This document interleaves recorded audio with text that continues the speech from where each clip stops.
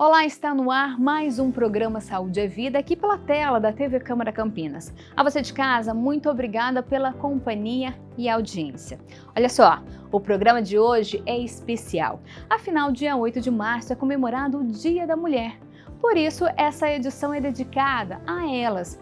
Vamos falar sobre a saúde feminina. E com a ajuda de um especialista que já está aqui na tela comigo, nós vamos falar sobre várias doenças, tirar dúvidas, tudo para deixar a saúde da mulherada aí de casa em dia, não é mesmo, doutor? Tudo bem com o senhor? Tudo bem, Viviane Novaes? É um prazer estar com vocês aqui no Saúde em Vida e um abraço a todos os nossos telespectadores. Doutor, para a gente já começar esse programa com tudo, a gente sabe que várias doenças aí atingem mulheres e homens, mas tem algumas que afetam mais as mulheres? Então, é interessante, porque se nós formos olhar a mortalidade, para ter um dado interessante, né? As doenças cardiovasculares, o que é isso, né? O infarto, o derrame, o AVC, que nós chamamos, né? É a principal causa de morte em mulheres, né? Nós ficamos preocupados com o câncer de mama, com o câncer de útero, né? Com todos os problemas ginecológicos, mas só para o ouvinte ter uma noção, morrem todos os dias no Brasil 470 mulheres de doenças cardiovasculares e aproximadamente 45 de câncer de mama, que é o câncer mais frequente entre as mulheres e é o que dá o maior número de casos de mortes. Então, esse é o primeiro dado importante, Viviane, para chamar a atenção. Você deve ir ao ginecologista, mas você não pode estar desatenta às outras questões da saúde, porque é muito comum a mulher fazer o Papa Nicolau, fazer os exames e esquecer, né, que o colesterol dela pode estar alto, que a pressão dela está alta. Então, esse é o primeiro dado importante a ser registrado.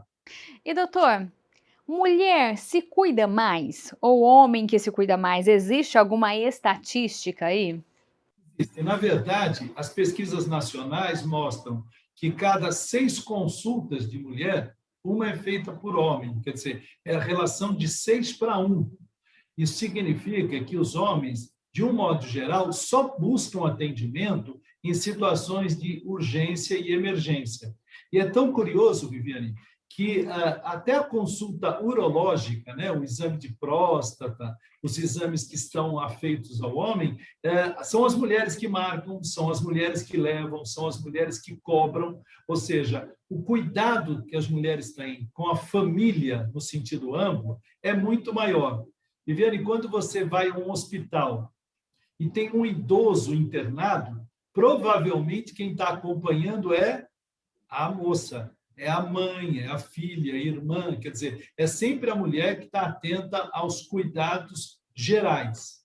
Por isso que num momento como esse, de pandemia, se a gente observar, o impacto psíquico das mulheres tem sido maior que o dos homens. As pesquisas estão mostrando, por exemplo, que as mulheres se envolvem de tal maneira nas questões coletivas que elas têm um sofrimento maior físico e psíquico. E doutora, a gente sabe que várias doenças afetam as mulheres. Só que eu separei algumas aqui para a gente conversar e tirar bastante dúvida, né? Começando pelo câncer de colo. Afeta bastante as mulheres, como prevenir, o que é? O câncer de colo do útero é um dos mais frequentes entre as mulheres. E ele é causado por um vírus chamado HPV. Esse vírus é adquirido sexualmente, ele provoca uma irritação no colo, uma infecção no colo, que ao longo do tempo pode alterar as células. Então, quando você vai todo ano lá no seu ginecologista e ele faz um raspadinho do teu colo do útero, ou com uma espátula, ou com uma escovinha, ele está, na verdade, querendo pegar células e ver se tem células anormais. Exatamente esse é o primeiro ponto para você questionar. O Papa Nicolau, como é chamado esse exame, ele é classificado de 1 a 5. Quando você está em 1 e 2, você não tem sinais de risco de câncer. A partir de 3, você precisa estar atento e fazer novos exames e, às vezes, a biópsia, para que a gente possa confirmar o diagnóstico. Mas é extremamente importante que todas as mulheres estejam atentas à questão do câncer de colo no útero. O último dado do INCA mostra em torno de 16.590 casos por ano, né? Quer dizer, é um volume grande de mulheres que são acometidas do câncer de colo do útero, que deve ser prevenido e, se tratado, o resultado é muito bom. Doutor, a gente falou aí de câncer de colo, e o senhor tinha dito também o câncer de mama. Tem também alguns números aqui do INCA, o Instituto Nacional de Câncer, 66.280 casos novos de mulheres com câncer de mama só no ano passado. O que dizer desses números, doutor? Significa que esse é o câncer mais frequente, e vou dizer para vocês uma outra curiosidade, né? Ele é o principal câncer da mulher, é o que tem o maior número, e na mortalidade ele também é o maior, que está em torno de 18 mil casos ano. Tá? Então, a primeira preocupação que a gente tem que ter, o câncer de mama é muito frequente entre as mulheres? Sim. Ele é o que mais mata? Sim. Tá? Ele supera o câncer de pulmão, que é um câncer que tem alta mortalidade, então ele está em primeiro lugar o câncer de mama. Os homens podem ter, Viviane, é um dado interessante, né? Os homens podem ter câncer de mama. Lógico que é uma situação muito mais rara, mas no último dado nacional, nós tivemos 272 mortes, vou repetir esse número, 272 homens em 2019, que é o último dado nacional, o ano de 2020 foi muito prejudicado, inclusive em dados estatísticos, tal, mas 2019 morreram no Brasil 272 homens com câncer de mama, que é uma coisa que muita gente nem imagina que pode ocorrer, né? Então, a mulher deve fazer exames regulares, tá? De palpação da mama, diário, quando vai tomar o seu banho, né? Principalmente no período pós-menstrual, deve fazer regularmente exames de imagem. A mamografia é o que classicamente é conhecido, mas o ultrassom também deve ser feito, para que você descubra qual é a alteração que tem e, se necessário, fazer a biópsia. É fundamental, Viviane, que o diagnóstico do câncer de mama seja precoce, para que a cirurgia seja de menor volume, a evolução e o tratamento muito mais fáceis e uma resolução. É comum na sociedade, quando você conversa com os amigos, você escuta assim, olha, ela teve câncer de mama, já faz 10 anos. Por quê? Diagnóstico precoce, tratamento adequado, evolução favorável. O câncer de mama, quando você não trata rapidamente, ele espalha. Ele vai lá para a axila, né? Ele vai para dentro do pulmão, ele pode subir para o cérebro, ele vai para os ossos e para o fígado. Isso nós chamamos de metástase. Por isso que é muito comum você, num caso de câncer de mama, descobrir que a pessoa morreu por um problema no fígado, por um problema no pulmão, porque já é metástase do câncer. E, doutor, o senhor falou aí do toque, para a mulher se tocar, para a mulher também se examinar. Isso deve começar com que idade? Com qual idade a mulher já deve começar a se preocupar com câncer de mama, por exemplo? Você sabe, Viviane, que a nossa preocupação está sendo bastante antecipada no caso do cuidado da mulher, né? Eu sou médico já há 44 anos, né? Eu me formei em 77. E nessa época, na década de 70, a gente postergava o atendimento às meninas, às mocinhas, né? Normalmente a mocinha ia no consultório já muito próximo ao casamento, né? Com 17, 18 anos, né? E elas tinham a primeira menstruação na faixa dos 13 anos. Bom, isso tudo mudou, né? Hoje as meninas estão tendo a primeira menstruação na faixa de 11 anos, elas estão desenvolvendo um corpo muito precoce. E o que acontece? É muito comum, eu acho que você vê isso no teu dia a dia, meninas de 13 anos com corpo de moça, né? Com um corpo desenvolvido, com seios desenvolvidos. Bom, isso leva a gente a antecipar cuidados. Além da orientação que ela deve ter a partir do desenvolvimento do corpo, que começa na faixa de 8 anos, 8 anos as meninas começam a ter aquele botãozinho mamário, né? A maminha começa a crescer. Na faixa de 9, 10 anos, ela já tem pelinhos e o seio continua a crescer. E na faixa de 11 anos, ela já está menstruando. Olha que uma coisa é rápida, né? Então, você tem que se antecipar e orientar esta menina precocemente a se tocar, a se conhecer, a saber o que é menstruação, a saber quais são as queixas. Vamos lembrar disso? Às vezes ela tem uma cólica, né?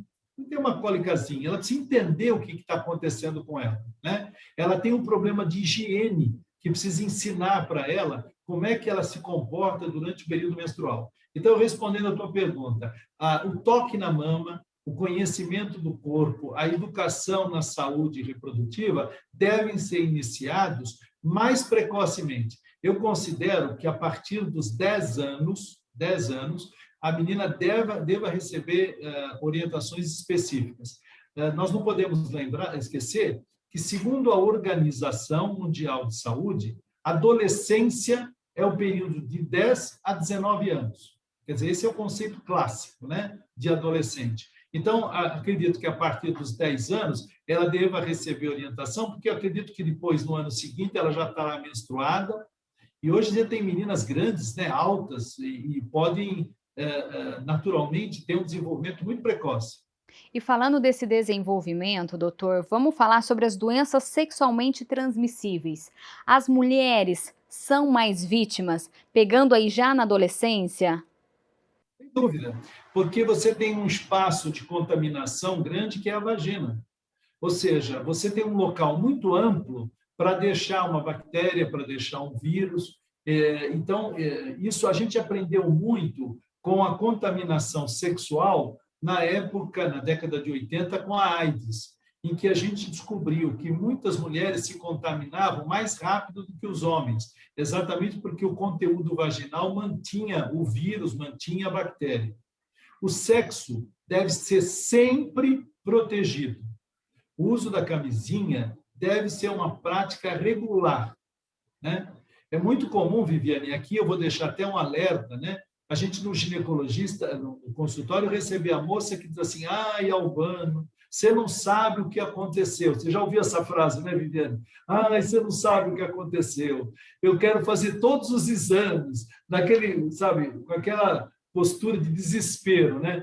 Aí ela conta que teve um sexo casual e não usou camisinha. É muito complicado, porque algumas doenças têm período de evolução muito lento. Então, por exemplo, se você pega uma bactéria chamada gonococcus, que dá gonorreia, né? Em 2 dias, 3 dias, você vai verificar sinais. Mas se você pega um HPV, aquele que causa verruguinha, né? Isso pode demorar anos, né? Nós sabemos que no caso da AIDS, por exemplo, demora 3, 4 semanas para você ter um exame positivo. Então, é muito importante que você faça a proteção com o uso regular de camisinha, né? Para você não só evitar a gravidez, mas também poder ter uma proteção maior. Mas isso que você falou é verdadeiro. O número de mulheres contaminadas aumentou bastante. E é interessante que não foi só na adolescência. Vou contar uma coisa que talvez possa surpreender, né?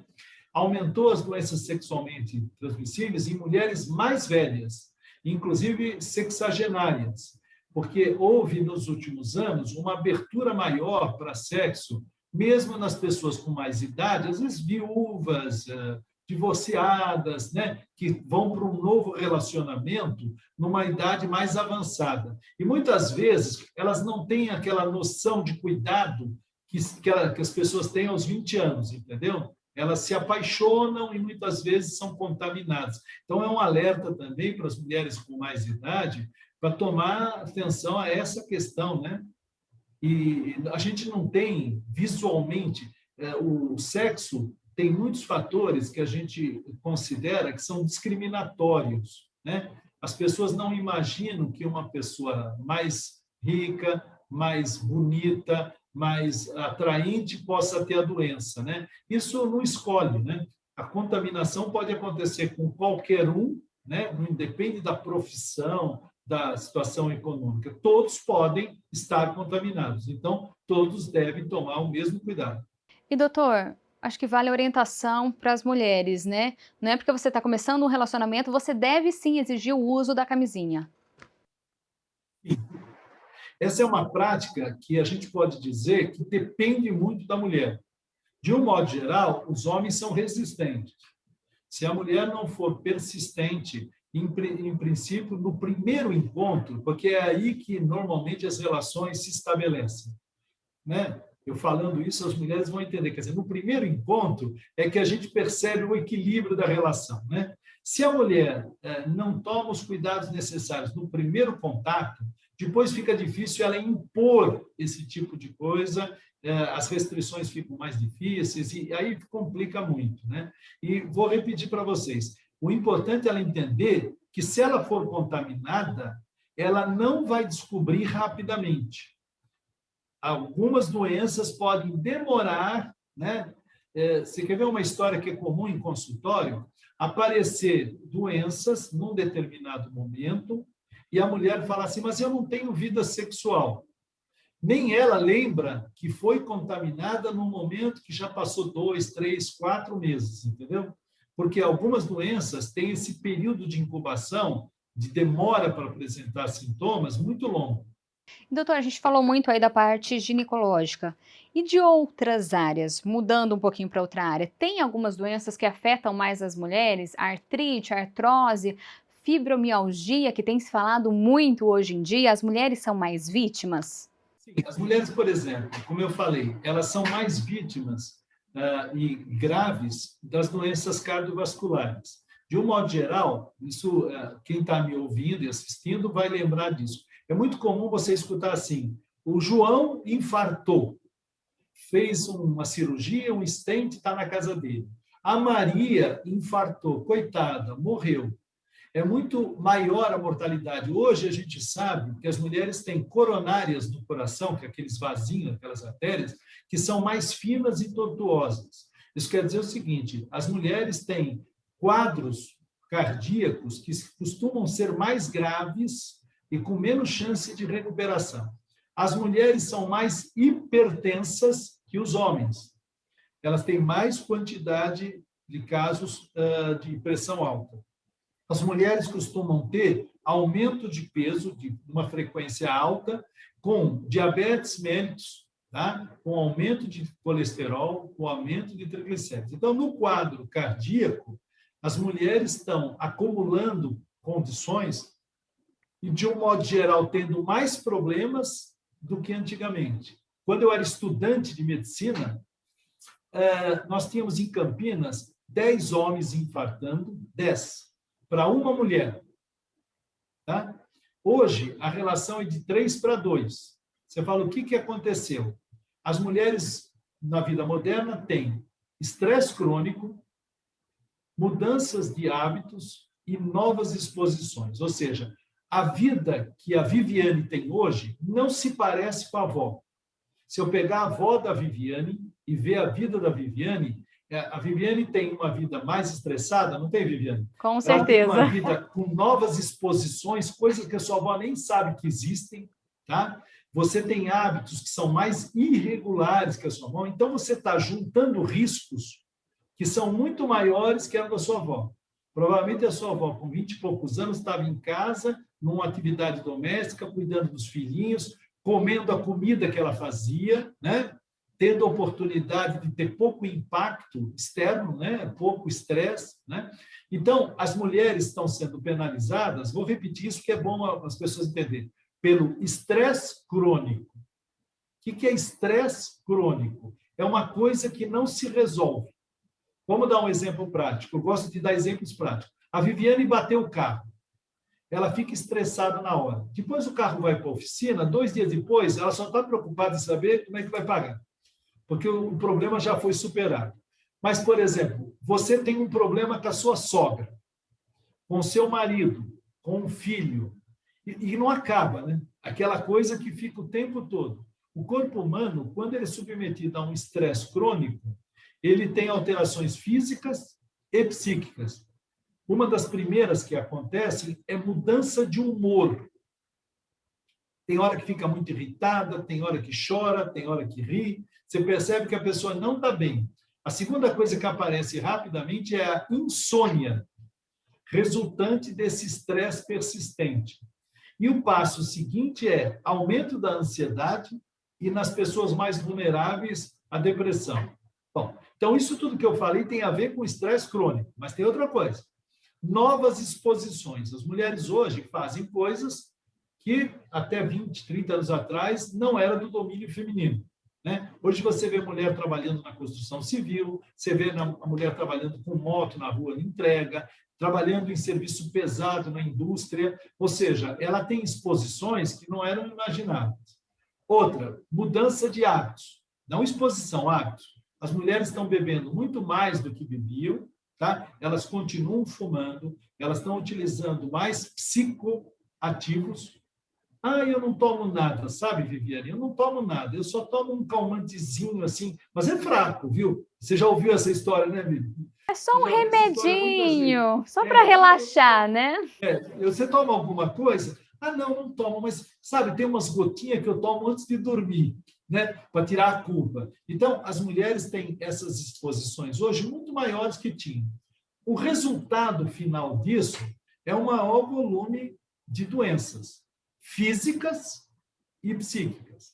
Então, você citou, por exemplo, a fibromialgia. O que é fibromialgia? É uma doença em que você tem dores, normalmente em 10, 12, 15 lugares diferentes, e que, no local, dores musculares, parece que você foi machucada, foi ferida, caiu, né? E essas dores não passam com os analgésicos e anti-inflamatórios comuns, porque hoje nós sabemos que ela tem um componente psíquico.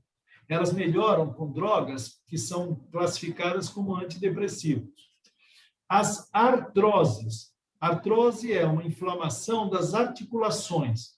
O pessoal antigamente falava junta, né? Quer dizer, quando você força o seu joelho, quando você força o seu cotovelo, quando você força a sua coluna, você tem um desgaste. Com a idade, com o peso e com o exercício. Então, se você está mais gordinha, com o peso aumentado, você vai ter dor no joelho, sim. Você vai ter dor nas costas, sim. Se você trabalha num serviço pesado, você vai ter dor no cotovelo e no ombro, sim. Então, as doenças degenerativas das articulações aumentaram muito, porque as mulheres hoje estão submetidas a novas exposições e tem um aumento de peso. Quer dizer, o Brasil está chegando em 18% de obesos e já ultrapassou a 50% de sobrepeso. Quando você sai na rua, Viviane, você olha, você vê uma pessoa com um corpinho legal e uma com um corpinho acima. Isso é, né? E de vez em quando você olha para o lado, você vê um mais obesos. Então, o aumento do peso está sendo uma constante no modelo brasileiro de alimentação. E aí, a gente tem que abrir um chavão. As pessoas estão vivendo de uma maneira, hoje, que não é a mais adequada. Ou seja, nós sabemos que os hábitos, hoje, são altamente criticáveis, por isso que nós estamos adoecendo mais do que deveríamos, né?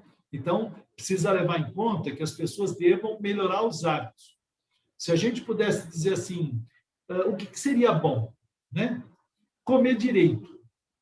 Comer direito faz diferença. O que é comer direito? Uma comida mais natural possível, né? Aquela comida que você sentou na mesa, ela acabou de ser feita, ela tem boa qualidade, ela tem uma salada grande, ela pode ter um pouquinho de arroz, um pouquinho de feijão, mas tem uma carne magra, né? É uma alimentação mais balanceada, que é o termo técnico, colorida, comendo frutas naturais, né? Fugindo dos doces, né? Fugindo dos açúcares concentrados, porque refrigerante, que são coisas que não têm poder nutritivo que seja considerado necessário. Atividade física.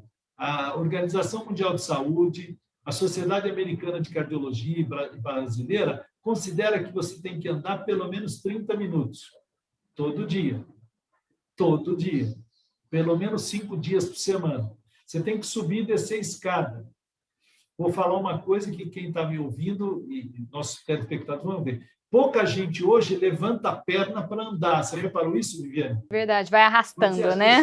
Vai raspando a perna, né? Sabe o que acontece? Para levantar a perna, cansa. Se você, por exemplo, for andar que nem soldado, você cansa a perna. Só que você está exercitando a tua coxa. Por isso que quando você sobe escada, você apoia uma perna e tem que fazer força com a outra. Quem não tem músculo bom não consegue subir escada. E as pessoas estão cada dia abrindo, vamos pensar no que eu vou falar, hein? Abrindo a perna e raspando a perna no chão, arrastando, levantando pouco a perna. Então, o que acaba acontecendo? As pessoas fazem pouca atividade na musculatura da perna. Com isso, elas gastam menos caloria. O músculo, para contrair, ele precisa de açúcar. Por isso que é comum você comer a barrinha de cereal antes de ir para a academia. O músculo contrai com açúcar. O açúcar é como se fosse o combustível dele. Muito bem. Quem não faz atividade gasta menos açúcar. E o açúcar em excesso pode ter o risco de diabetes, mas antes de você ficar diabético, você vai acumular isso em gordura. Então, qual é o cenário? Você come, sobra, o músculo não gasta e guarda. O que ele guarda na gordura. Todo mundo já ouviu falar em massa gorda. O que é massa gorda? É o excesso de calorias armazenado na forma de gordura. Então, uma dica, andar com a perna levantada. Ah, mas eu fui na feira. Quando você vai na feira, quando você vai no supermercado, você tem que carregar a sacola, não com o braço esticado, flexionando o braço, levantando o braço. Porque quando você levanta o braço, você força aquele músculo do braço chamado bíceps. Ah, mas eu precisei agachar. Quando você for agachar, você não pode pôr o joelho, presta atenção, não pode pôr o joelho na frente do pé. O joelho tem que ser para trás. Só que você, para colocar o joelho para trás, né, Viviane? Você já fez isso, né? Você tem que fazer um agachamento. E se a tua coxa não tiver músculo, você cai. Né? Você fala assim, mas isso é tão simples. É. Se você pegar uma criança e falar para ela, anda, ela levanta a perna. Senta, ela senta com as perninhas esticadas. Agacha, ela agacha com o bumbum para trás. Entendeu? Porque, naturalmente, a gente foi feito assim. É que a gente foi mudando ao longo do tempo. Então, não exposição, Viviane. Álcool, tá? Medicações sem necessidades, tá? Ou seja, ter uma qualidade de vida. Fugir do cigarro, fugir das drogas, isso também ajuda a saúde. E um outro item que a gente considera também importante é uma boa noite de sono. Eu vou me atrever a falar um pouquinho sobre sono. O corpo humano, durante o dia, tem um grande desgaste.